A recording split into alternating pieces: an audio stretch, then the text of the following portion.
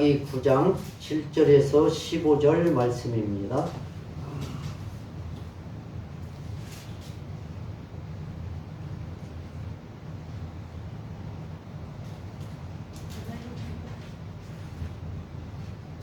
찾으셨으면 우리 합독해서 읽겠습니다.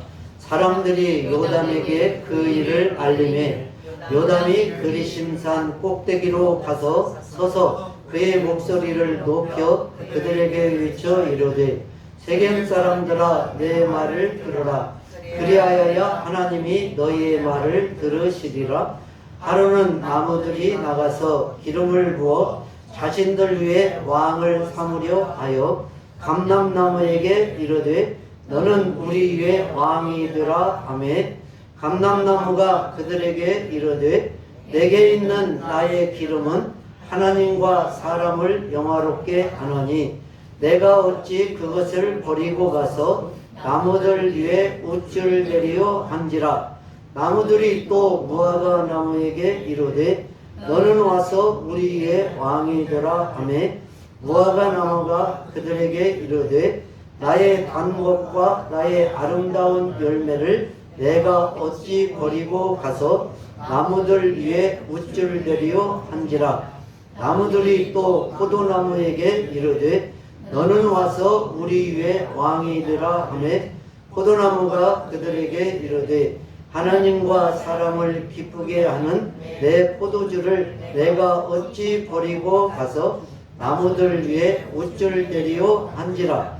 이에 모든 나무가 가시나무에게 이르되 너는 와서 우리 위에 왕이 되라 하매 가시나무가 나무들에게 이르되 만일 너희가 참으로 내게 기름을 부어 너희 위에 왕으로 삼겠거든 와서 내 그늘에 피하라. 그리하지 아니하면 불이 가시나무에서 나와서 레바논의 백향목을 살을 것이니라 하였느니라. 아멘. 지난주에는 고린도전서 12장에 있는 말씀을 중심으로 유익하게 하는 성령이라는 제목으로 함께 은혜를 나누었습니다. 성령은 예수 그리스도를 믿는 성도들과 함께 거하십니다. 그들을 진리 가운데로 인도하십니다. 또 하나님의 말씀이 때때로 생각나게 하십니다.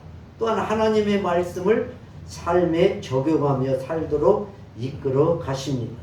그리고 성령은 예수 그리스도를 믿고 세상의 풍습을 따르지 않고 말씀대로 살아가도록 주를 위하여 일할 수 있는 능력을 주시는데 우리는 그 능력을 은사라고 이렇게 말을 한다고 말씀을 드렸습니다.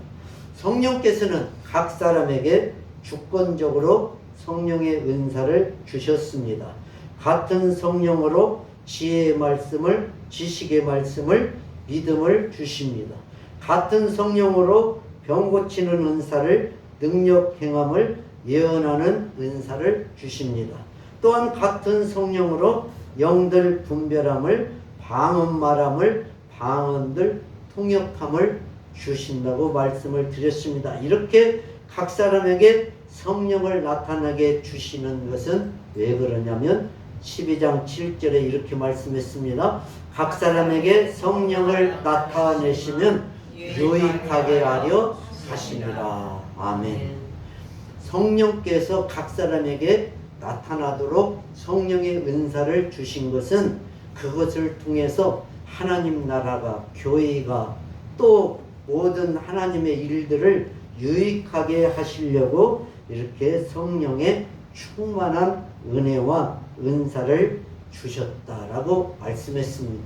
그러므로 저와 여러분도 성령의 충만한 은혜와 은사를 받았다면 그것을 통해서 하나님을 기쁘시게 하고 교회에 유익이 되게 하고 내 삶에도 유익이 되게 하는 그런 큰 능력이 되시기를 주의 이름으로 축복합니다. 오늘은 이제 본문인 사사기 9장을 본문으로 중심으로 해서 하나님이 하신다라는 제목으로 함께 은혜를 나누려고 합니다. 우리가 믿음으로 그리스도인이 되었는데 그 그리스도인으로 살아가면서 모든 사람은 다 자기의 기준이 있습니다.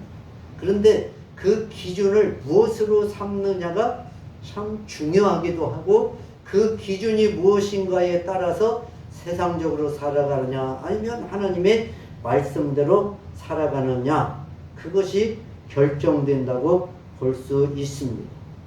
오늘 본문에 나오는 이스라엘 백성들은 하나님께서 애굽 땅에서 그 광야를 통과하게 하시고 약속의 땅 가나안 땅으로 이끌어서 그 가나안 땅에서 살게 하신 백성들이 주인공입니다. 이 약속의 가나안 땅에서 이스라엘 백성들의 삶은 하나님의 말씀에 순종하면서 살기만 하면 모든 생사화복을 하나님이 책임져 주시는 곳이기도 합니다.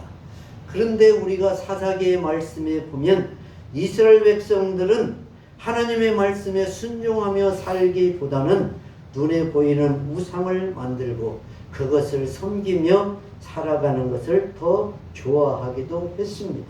때로는 이방 나라의 신들을 섬기기도 하면서 살아갔습니다. 하나님께서는 이럴 때마다 외세의 침입을 통하여서 그들에게 고통을 주셨습니다.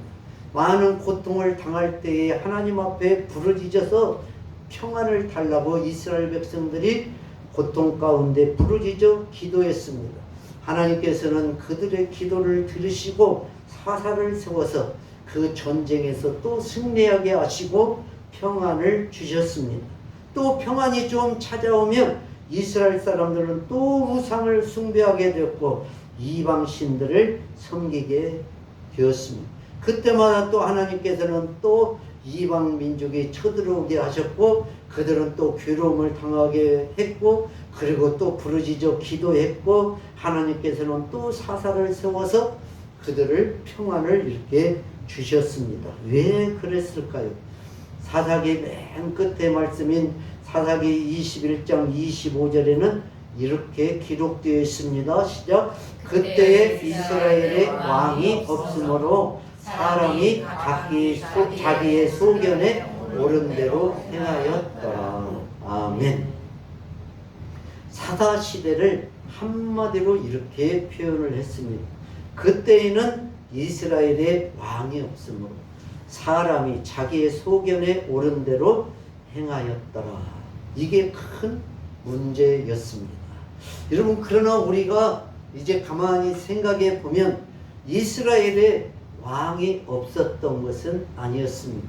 눈에 보이는 왕은 없었지만 하나님이 이스라엘의 왕이셨고 하나님이 이스라엘의 통치자이셨고 하나님이 이스라엘의 주권자이셨습니다.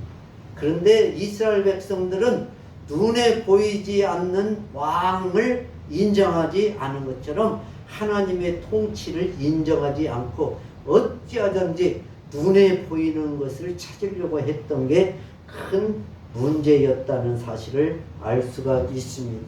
이런 기간을 지날 때에 한 번은 이제 이런 일이 있었습니다. 미디안이라는 나라가 이스라엘에 쳐들어왔습니다.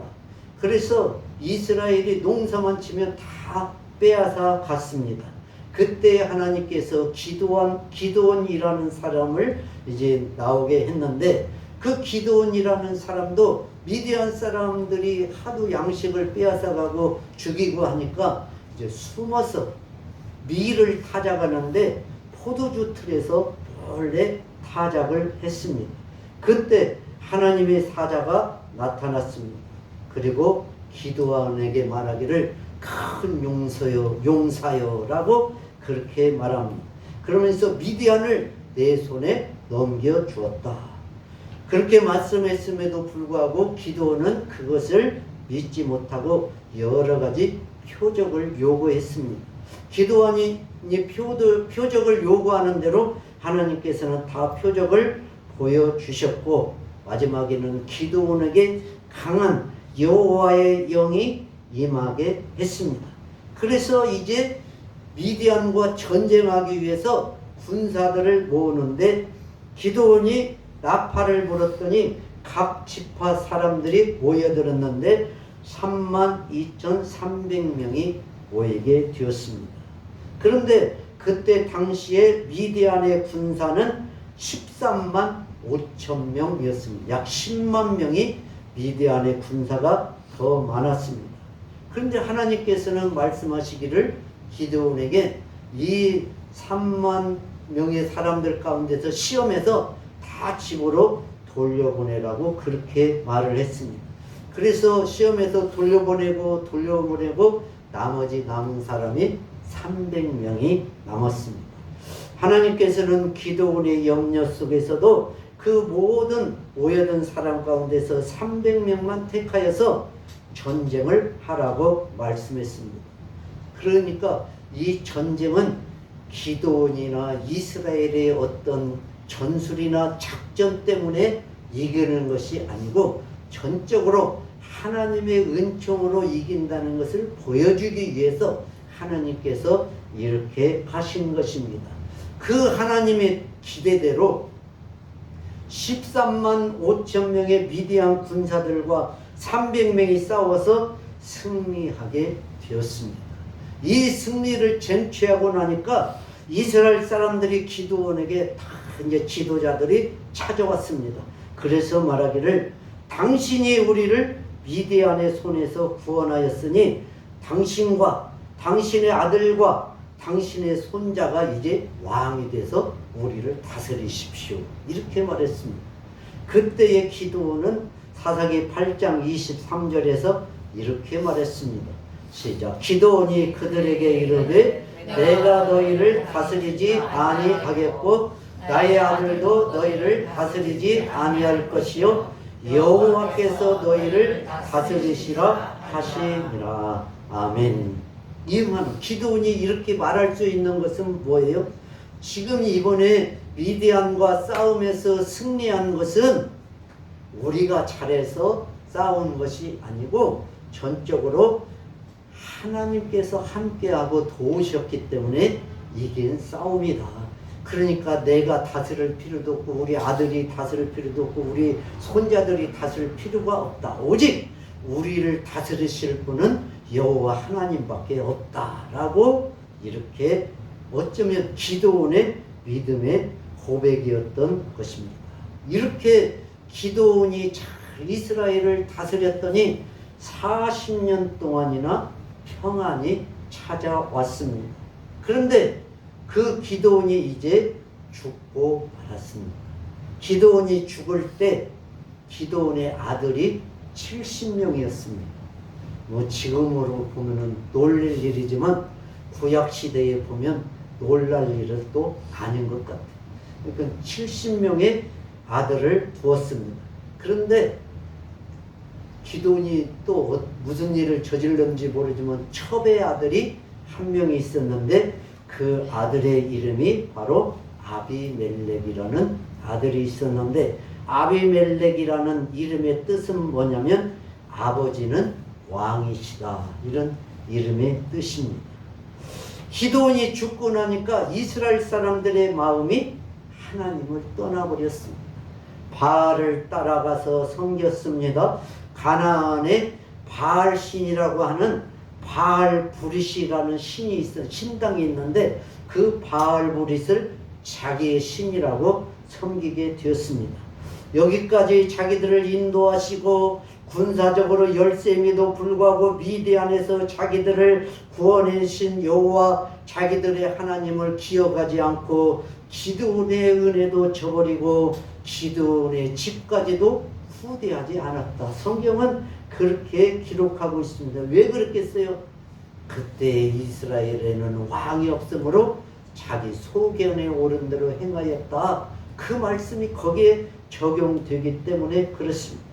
이렇게 사람들의 마음이 하나님을 떠났고 기드온의 가정도 외면했고 그렇게 했을 때 이 첩의 아들인 아비멜렉이 자기의 외갓집이 있는 세겜으로 갑니다. 그래서 거기에 많이 모인 친척들에게 말하는 거예요. 이제 장차 기드온의 아들 70명이 나라를 다스릴 터인데 그들의 다스림을 받을 것이냐 아니면 한 사람의 다스림을 받을 것이냐 이렇게 이제 요 말을 합니다. 그러니까 사람들이 아니 한 사람이 다스리는 게 낫지 어떻게 70명이 다스림을 받냐 그러면서 세겜 사람들의 마음이 모아졌어요. 그러니까 그 세겜 사람들이 더 우상을 숭배했죠. 바알불의 신전에서 은 73개를 거기서 이제 자기들이 우리로 말하면 자기들이 신에게 드렸던 것을 도로 꺼내서 이제 이 아비멜렉에게 주었어요. 아비멜렉은 이 더러운 돈을 가지고 용병을 산 거예요. 그래서 그 좀 껄렁한 패거리들을 돈을 주고 사가지고 이제 내려와가지고 그 기드온의 원래 아들들 70명을 한 반석에다가 놓고 다 죽여버렸어요. 왜? 자기가 왕이 되어야 되니까. 그때에 하나님께서 기드온의 막내 아들 70번째 아들 요담을 도망가게 했어요. 가지고 요담이 간신히 목숨을 건졌습니다. 그리고 이제 그 요담이 그 모든 상황을 알고 그리심산으로 도망을 갔어요. 그리고 거기에서 이제 사람들에게 말을 하는 거예요. 요담이라는 이름의 뜻은 여호와는 완전하시다 그런 뜻이 있어요. 그러면서 세겜 사람들에게 인정하는 거예요. 너희는 내 말을 잘 들어라. 그래야 여호와께서도 너희의 말을 들을 것이다. 그러면서 이제 오늘 나무들의 우화, 비유를 말하고 있습니다. 그래서 이제 첫 번째로는 감람나무에게 가서 나무들 나라에서 왕을 세우려고 하는데 우리가 감람나무를 왕으로 세우자 이렇게 가서 말을 했습니다. 그때 감람나무는 이렇게 대답을 했습니다. 감람나무가 그들에게 이르되 내게 있는 나의 기름은 하나님과 사람을 영화롭게 하나니 내가 어찌 그것을 버리고 가서 나무들 위에 못줄 대리오 한지라. 아멘. 제가 좀 다른 성경 번역된 성경을 하나 이제 가지고 왔는데 요새 새로 번역된 성경 중에 우리말 성경이 있어요. 우리말 이제 순수 우리 한글로 번역했다. 그래서 우리말 성경인데요. 그 성경은 이렇게 번역했어요. 내가 나무들 위에 군림하려고 하나님과 사람을 영화롭게 하는 내 기름을 포기해야겠느냐? 이렇게 번역을 했어요. 그러니까 이 감람나무는 자기는 기름으로 하나님과 사람을 영화롭게 하는 게 내 임무다 그 말씀이에요. 그리고 그것을 버리고 어찌 나무들 위에 가서 내 기름을 포기하고 욱질될 수가 있겠느냐 이렇게 말했습니다. 두 번째로 이제 거절당하니까 무화과 나무에게 찾아가서 왕이 되어달라고 했더니 무화과 나무는 이렇게 대답을 했습니다. 11절 무화과 나무가 그들에게 이르되 나의 단 것과 나의 아름다운 열매를 내가 어찌 버리고 가서 나무들 위에 우쭐대리오 한지라. 아멘. 또 우리말 성경에는 이렇게 했어요. 내가 나무들 위에 군림하려고 달고 좋은 내 열매를 포기해야겠느냐 이렇게 번역이 되어 있어요. 여기서 이제 우리가 중역의 그 세 나무의 대답 중에서 딱 특이한 게 뭐냐면 앞에는 버리고예요. 버리고 중간에 있죠. 버리고 두 번, 세 번 단어. 뒤에 가면 우쭐대리오. 그러니까 지금 버리는 것은 뭐냐면 하나님이 주신 것. 우쭐댄다는 것은 뭐예요? 세상적인 것. 내 것이. 그러니까 지금 오늘 이 새 나무는 하나님이 주신 것을 버릴 수 없다. 아무리 세상의 유혹이 강해도 이것은 버릴 수 없다. 그것을 좀 중점적으로 보시면서 성경을 읽으면 되겠습니다. 이제 포도나무에게 찾아갔어요. 그러면 이제 포도나무 네가 우리의 왕이 되어라 그렇게 말했어요. 그러니까 포도나무가 이렇게 대답했어요. 시작. 포도나무가 그들에게 이르되 하나님과 사람을 기쁘게 하는 내 포도주를 내가 어찌 버리고 가서 나무들 위에 옷을 내려 한지라. 아멘. 우리말 성경에는 내가 나무들 위에 군림하려고 하나님과 사람을 기쁘게 하는 새 포도주를 포기해야 되겠느냐? 이렇게 말했습니다. 여러분, 감람나무와 무화과나무와 포도나무는 자기들의 존재 이유를 잘 알고 말한 거예요. 새 나무들은 나무들의 왕이 되어달라고 하는 그 제안에 나는 이런 나무다. 자기의 정체성이 있죠. 왜 내가 이 세상에 존재하는지, 내가 왜 감람나무고 무화과나무고 내가 포도나무인지 그것을 확실하게 잘 알고 거절을 했다는 것. 그래서 감람나무는 나의 기름은 하나님과 사람을 영화롭게 하고 내가 어찌 그것을 버리겠느냐. 여러분, 감람나무는 그 기름은 왕을 세울 때 머리에 부을 때 사용되었습니다. 선지자를 세울 때도 그 기름을 부었습니다. 제사장을 임직할 때도 그 기름을 부었습니다. 이렇게 자기의 순결한 기름을 부어서 하나님의 일꾼을 세우는 것이 가장 영화로운 것인데 그것을 버리고 내가 어찌 나무들 위에 군림을 하겠느냐, 이렇게 말하였다는 것입니다. 여러분, 어쩌면 감람나무는 왕을 세우고 제사장을 세우고 선지자를 세울 때 그 기름이 사용되었으니까요, 나무들 가운데서도 왕이 될 만한 자격이 있어요. 제가 생각했을 때 그래요. 여러분, 어떤 나무가 그런 일을 하겠습니까? 감람나무는 그 기름 자체로도 그러한 왕이 될 만한 자격이 있는 나무다. 또 다른 나무들도 감람나무를 왕으로 인정할 만한, 크게 쓰임받을 만한 그러한 나무였을 것입니다. 그럼에도 불구하고 감람나무는 내가 누구를 위해서 존재하는가, 그것을 잘 알았기 때문에 감람나무는 나는 그것을 버릴 수 없다. 하나님이 나에게 주신 그 직분을 버릴 수 없다라고 거절했던 것입니다. 무화과나무는 나의 단 것과 나의 아름다운 것을 내가 어찌 버리고 그랬습니다. 여러분, 무화과나무의 열매는 설탕 대신에 단맛을 냈습니다.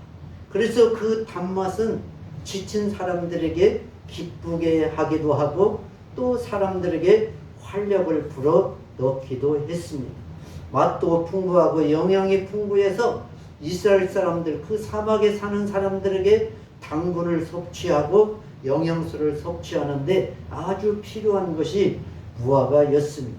이런 것을 볼 때에 무화과도 또 나무들의 왕이 될 만한, 거절 안 해도 될 만한 이유가 있지 않는가라고 생각을 해봅니다.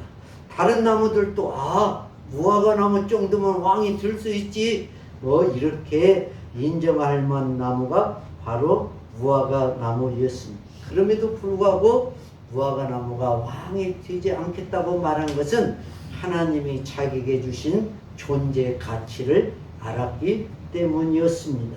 세 번째로 포도나무는 하나님과 사람을 기쁘게 하는 것을 내가 버릴 수가 없다라고 말했습니다.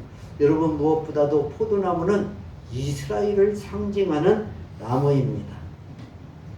또한 포도즙은 이스라엘 사람들에게 음료수이기도 했고 때로는 제사를 드릴 때 포도주를 부어서 드리는 전제의 제사로도 사용되었던 게 바로 포도주였습니다. 그렇기 때문에 이 포도주도 이스라엘 백성들에게는 없어서는 안 될 나무요 또한 음료였습니다. 이 포도주는 감람나무와 마찬가지로 상처를 치료하는 약으로도 쓰이기도 했습니다. 이렇게 세 나무가 종합적으로 잘 나온 말씀이 시편 104편 15절 말씀에 있는데요. 같이 읽겠습니다. 사람의 마음을 기쁘게 하는 포도주와 사람의 얼굴을 윤택하게 하는 기름과 사람의 마음을 힘있게 하는 양식을 주셨도다. 이스라엘 백성들이 힘들고 지쳐 있을 때 하나님께서 이 세 가지를 세트로 주셨다고 시편 104편에 기록된 말씀입니다. 여러분, 사람의 마음을 기쁘게 하는 포도주, 사람의 얼굴을 윤택하게 하는 기름, 사람의 마음을 힘있게 하는 양식, 뭐예요?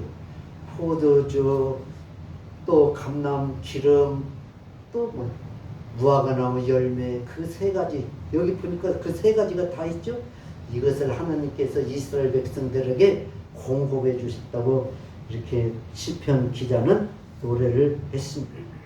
여러분, 이와 같이 이 세 나무는 누가 왕이 된다고 해도 괜찮을 만한 그러한 나무들이었는데, 이 나무들의 동일한 대답은 뭐냐면, 내가 어찌 그것을 버리고 가서 나무들 위에 우쭐대리오. 우쭐댄다는 그 의미는 흔들린다, 요동한다, 이런 말의 뜻이 있고요. 더 나아가서는 권력을 이용하여 사람들을 괴롭힌다, 이러한 의미도 있는 게 우쭐댄다는 의미입니다. 제가 이 말씀을 준비하면서 이번에 뽑힌 우리 대한민국의 모든 일꾼들이 좀 이 새 나무와 같았으면 좋겠다 하는 그런 의미가 있습니다. 여러분, 뒤에 이제 한 나무가 남아 있습니다. 아비멜렉을 상징하는 나무. 무슨 나무예요? 가시나무가 있습니다. 이제 나무들이 가서 가시나무에게 우리의 왕이 되어달라 그렇게 말을 했습니다. 그랬더니 가시나무가 이렇게 대답했습니다. 시작.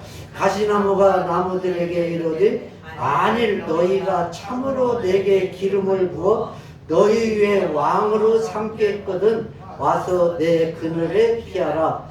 그리하지 아니하면 불이 가시나무에서 나와서 내 마름의 백향목을 타를 것이니라 하였느니라. 아멘. 여러분, 아까 그 새나무의 그 대답과 가시나무의 대답과의 차이점을 아까 제가 계속 강조했잖아요. 새나무는 뭐였어요? 하나님이 내게 주신 것을 어찌 버리고 가서 내가 우쭐대리오 했는데, 가시나무는 버릴 것이 있어요, 없어요? 없어요. 가시나무는 그랬잖아요. 지금 버릴 것이 없어요. 그러니까 뭐예요? 하나님이 뚜렷하게 무슨 사명을 주고 직분을 주고 이스라엘을 위해서 다른 사람들을 위해서 뭐 할 일이 없는 거예요. 이게 바로 가시나무고 이제 아비멜렉이. 그런데 뭐라 그래요? 야, 나를 왕으로 삼으려고 그래? 그럼 와서 내 그늘에 피하라. 제가 가만히 생각해 봤어요. 무화과나무나 감람나무나 포도나무는 다 그늘이 있어요. 그늘이 있어요. 가시나무에 그늘이 있어요. 여러분들 옛날에 우리 나이 먹은 사람들 다 집에, 시골집에 담이 탱자나무였어요. 탱자나무에 잎이 커요? 안 크죠. 오히려 탱자가 크지. 그 그늘에 가서 숨는다고 생각해 보세요. 뭐에 찔려요? 가시에 다 찔리고 말겠지요. 여러분, 여기서 또 우리가 이 가시나무에서 한 가지 딱 볼 건 뭐냐면, 내 그늘에 피하라. 그리하지 아니하면 뭐가 나와요? 불이 나와서, 불이 가시나무 나와서 그랬으니까 이제 앞으로 불이 나오는지 안 나오는지 한번 이제 보세요. 가시나무는 거절하지 않고 내 그늘에 와서 피하라. 그렇지 않으면 나한테서 불이 나와서 내 발에 백향목을 다 불살라 버릴 것이다. 그렇게 말했어요. 여러분, 가시나무는 무성한 가지도 없지요. 또 열매도 없지요. 기름도 없지요. 사람을 기쁘게도 하지 못하고 하지요. 할 수 있는 것은 가시로 사람을 아프게 하는 그것뿐이 오직 사명입니다. 아무 유익이 없는 나무였어요. 오늘 기도원의 막내 아들인 요담이 가시나무를 이렇게 상징하고 말한 것은 바로 이복 형제인 아비멜렉이 자기 형들을 무자비하게 죽일 때 이제 간신히 하나님의 은혜로 살아나고 이제 이스라엘을 누구에게 맡겼으면 좋겠냐고 사람들에게 이 우화를 들여서 외친 것입니다. 그러면서 아비멜렉을 왕으로 삼은 것이 너희들에게 무슨 유익이 있느냐. 또한 너희들의 입으로 우리 아버지와 우리 집안을 선대하고 한다더니 그게 선대한 것이냐? 그리고 지금 따지는 것입니다.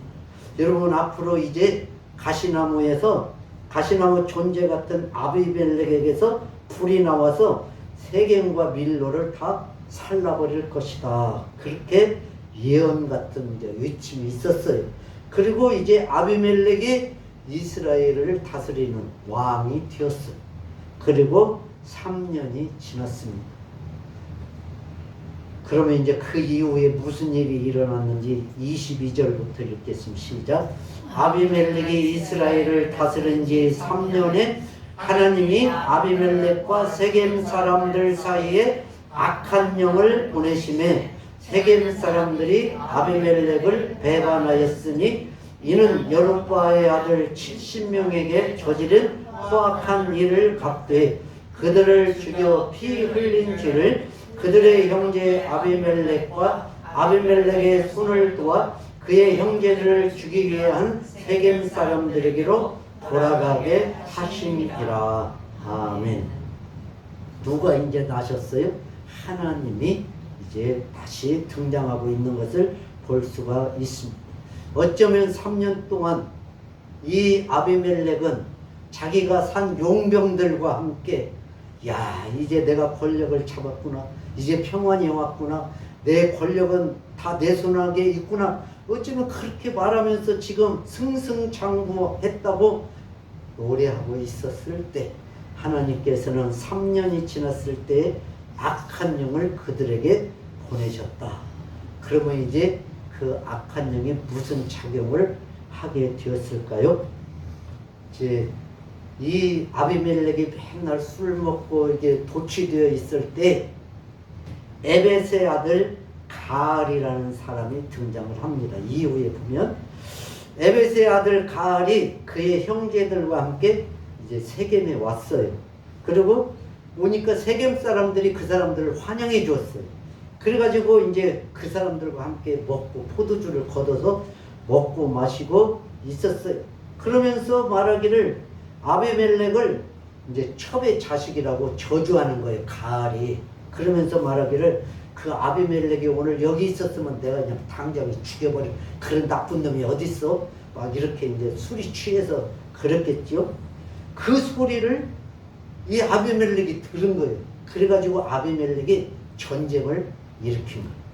그래가지고 자기를 추종하는 자들과 함께 이제 전쟁을 하는데 성마다 뭘 지르겠어요? 불을 지르는 거예요.